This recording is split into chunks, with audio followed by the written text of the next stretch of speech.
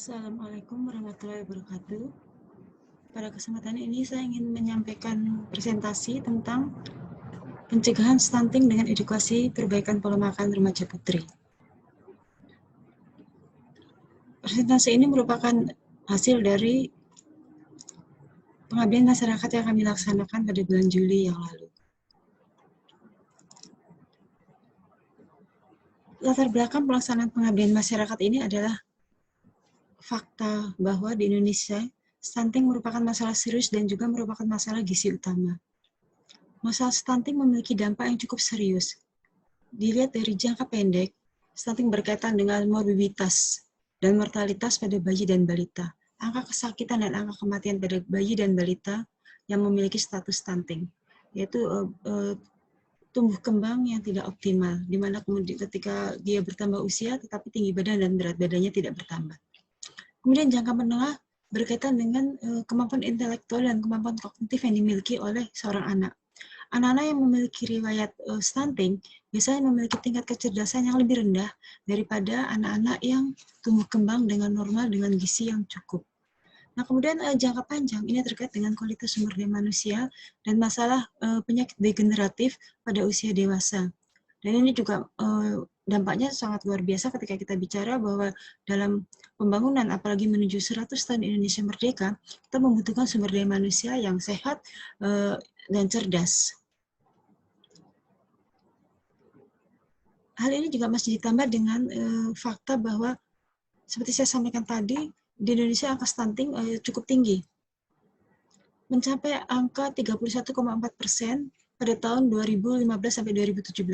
Jadi rata-rata prevalensi balita stunting di Indonesia pada tahun 2015 sampai tahun 2017 adalah 31,4%, jauh di atas batas rata-rata yang diberikan WHO, yaitu hanya maksimal 20%.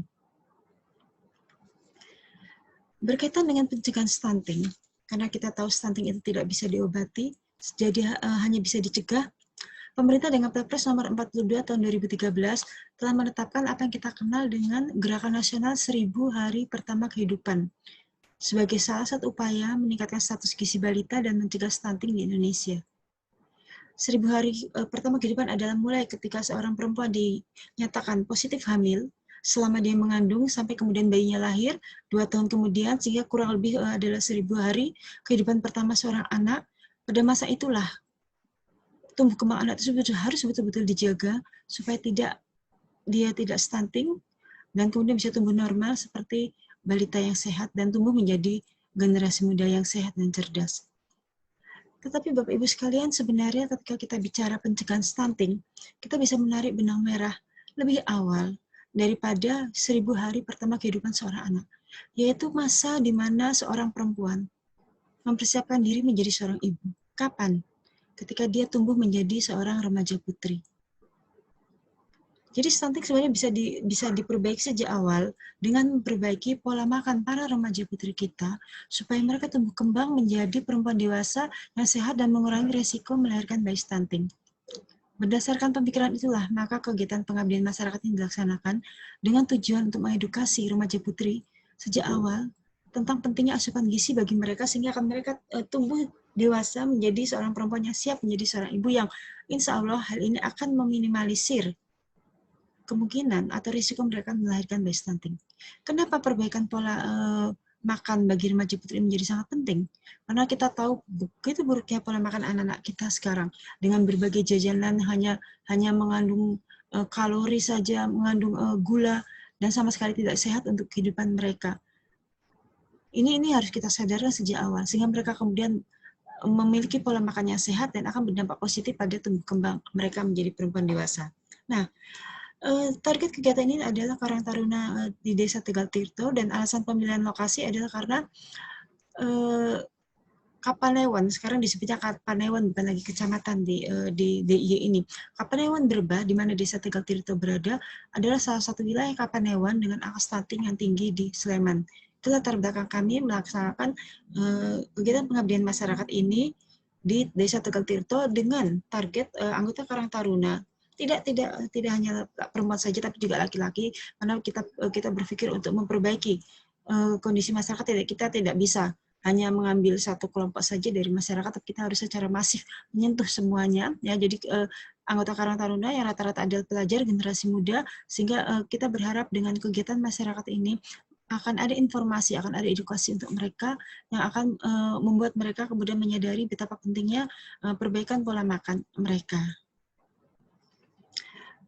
Kegiatan pengabdian masyarakat ini dilaksanakan pada hari Jumat tanggal 24 Juli tahun 2020 bertempat di pendopo utama Kapanewon Berbah.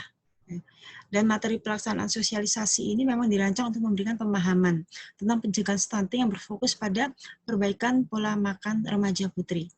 Materinya disampaikan oleh Ibu Rahmi Fitriana. Beliau adalah ahli gizi dari Puskesmas Berbah. Ya, dan di samping kemudian menjelaskan tentang menu gizi seimbang, beliau juga menceritakan tentang piramida makanan, di mana di sana ada keseimbangan antara kandungan-kandungan nutrisi yang dimakan atau sehari-hari kita makan, sehingga kemudian memberikan edukasi kepada para remaja yang hadir pada saat itu, supaya mereka ketika makan, mereka harus memperhatikan komposisi makanan mereka. Berapa karbohidrat, berapa protein, berapa lemak. Ini juga untuk memperbaiki pola makan mereka, karena kita tahu anak-anak kita sekarang susah sekali kalau disuruh makan sayur misalnya. Nah, materi sosialisasi yang disampaikan oleh Bu Fitriana itu ada 4 kelompok besar, yaitu adalah tentang anemi, kemudian tentang kurang gizi kronik, obesitas, dan perilaku gizi yang salah. Jadi yang pertama tentang anemi.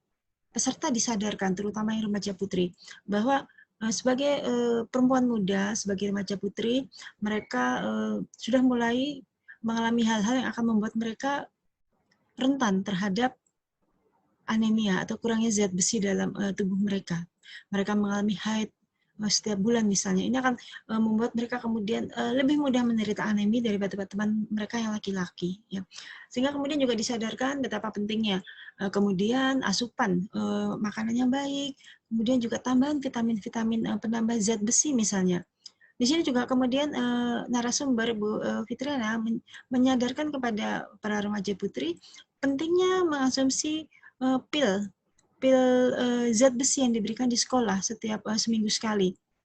Banyak suara pada saat itu yang mengatakan, Bu rasanya nggak enak, Bu kalau sudah minum kemudian rasanya enak dan sebagainya. Itu memang sebuah resiko, dan disampaikan juga oleh narasumber bahwa rasanya memang tidak terlalu enak, tapi manfaatnya luar biasa, dan rasa tidak enak itu bisa dihilangkan dengan setelah minum vitamin Z besi, itu kemudian makan permen atau minum yang manis-manis bisa menghilangkan rasa enak karena meminum pil zat besi tersebut ya.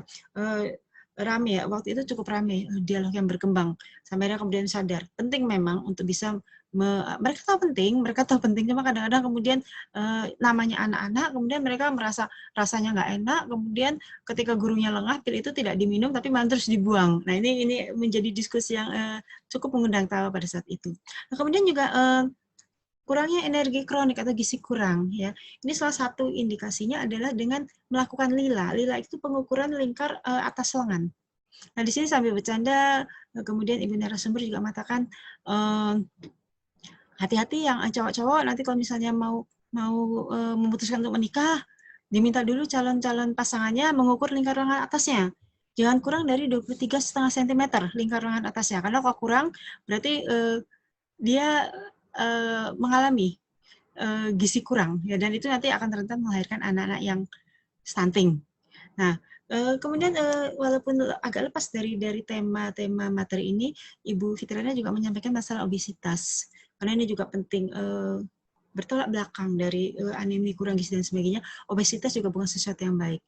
Ya, jadi memang yang betul adalah anak itu berada pada kondisi berat badan, tinggi badan yang normal. Jadi tidak kurang dan juga tidak berlebih. Nah, kemudian yang berikutnya seperti sudah saya singgung pertama tadi, perilaku gizi yang salah. Di mana kemudian anak-anak cuma senang makan nasi dengan daging, dengan bahkan ikan-ikanan pun mereka tidak terlalu suka. Ini juga disadarkan bahwa makan ikan itu sehat, jauh lebih sehat daripada hanya mengkonsumsi makanan daging merah atau mungkin walaupun daging putih sekalipun. Dan yang penting adalah komposisi makanan yang seimbang. Itu yang ditekankan oleh Bu Fitriana pada saat itu. Dan dari apa yang kita lihat, dan kemudian ada sedikit tes evaluasi berupa pertanyaan-pertanyaan sederhana yang kita sampaikan kepada anak-anak before and after mereka mengikuti sosialisasi ini, tampaknya memang ada peningkatan pengetahuan kognitif dari para peserta tentang stunting dan bagaimana mencegahnya melalui perbaikan pola makan. Paling tidak kemudian remaja putri yang hadir pada saat itu mengatakan, "Ya deh Bu, mulai hari ini kalau dikasih Bu Guru pil zat besi, kita insya Allah akan minum." Nah, seperti itu. Atau ya deh Bu, mulai sekarang kita coba mulai makan sayur. Jadi dari dialog-dialog seperti itu, kita tahu bahwa mulai tumbuh kesadaran pada diri mereka, pengetahuan kognitif dari mereka, bagaimana kemudian memperbaiki pola makan yang lebih seimbang dan lebih sehat. Ini cukup menggembirakan Bapak Ibu sekalian. Dan yang kemudian juga menarik dan membahagiakan kami dalam pelaksanaan pengabdian masyarakat tersebut adalah bahwa begitu banyak pertanyaan disampaikan oleh para peserta, lucu-lucu, kadang-kadang out of content, tapi menarik lah. Mereka bercerita dan sebagainya. Ada yang bicara tentang masalah haid dan sebagainya. Tapi ini salah satu bentuk bagaimana komunikasi begitu cair, ya. Dan bisa disimpulkan bahwa pada akhirnya kita melihat bahwa pelaksanaan kegiatan pengabdian masyarakat ini adalah sesuatu yang menarik untuk mereka. Dan insya Allah edukasinya tentang masalah pencegahan stunting melalui perbaikan pola makan generasi muda ini akan bisa memberikan dampak positif. Tentu saja pengabdian masyarakat ini masih merupakan langkah yang sangat awal, paling tidak membuka wawasan generasi muda kita tentang bagaimana menjaga diri mereka sendiri, mulai dari memperbaiki pola makan mereka. Tentu saja tidak akan berhenti di sini, karena di tahun-tahun yang akan datang kita berencana untuk melaksanakan kegiatan dengan tema yang sama, tapi lebih, yaitu kemudian kita akan membuat yang namanya posyandu remaja. Itu obsesi kami ke arah sana, karena dengan adanya posyandu remaja akan ada sebuah forum di mana para remaja itu bisa saling berbagi cerita, bisa saling berbagi ilmu dengan teman-teman seumur mereka, dan kita tahu bagaimana berpengaruhnya peer group dalam mempengaruhi pola tingkah laku, perilaku dari anak-anak kita. Sehingga kalau kita bisa membentuk peer group yang baik untuk anak-anak kita melalui posyandu remaja, insya Allah ke depannya akan bisa memperbaiki tumbuh kembang mereka juga. Tapi itu masih rencana untuk tahun depan. Paling tidak tahun ini pelaksanaan sosialisasi edukasi tentang perbaikan pola makan remaja putri bisa terselenggara dengan baik dan insya Allah dengan hasil yang memuaskan. Oleh karena itu saya ingin pada kesempatan ini juga mengucapkan terima kasih yang sebesar-besarnya kepada Universitas Muhammadiyah Yogyakarta, khususnya LP3M yang sudah memberikan pendanaan untuk pelaksanaan kegiatan pengabdian masyarakat ini. Kemudian juga kepada Karang Taruna Desa Tegal Tirto, Kapanewon Berbah Kabupaten Sleman yang sudah bersedia bekerja sama dengan kami untuk menghadirkan rekan-rekan mereka dalam simulasi sosialisasi ini. Kemudian juga pemerintah Desa Tegal Tirto, juga Kapanewon Berbah, dan khusus kepada Ibu Rahmi Fitriana yang sudah bersedia menjadi narasumber dan bersedia kemudian membuat grup untuk para remaja itu curhat, konsultasi, dan sebagainya. Dan yang terakhir kepada anggota tim pengabdian masyarakat yang sangat luar biasa dalam kerjasamanya. Mungkin itu yang bisa saya sampaikan pada kesempatan kali ini. Mungkin bisa menjadi pemantik diskusi kita. Terima kasih atas perhatiannya. Kurang lebihnya mohon maaf. Assalamualaikum warahmatullahi wabarakatuh.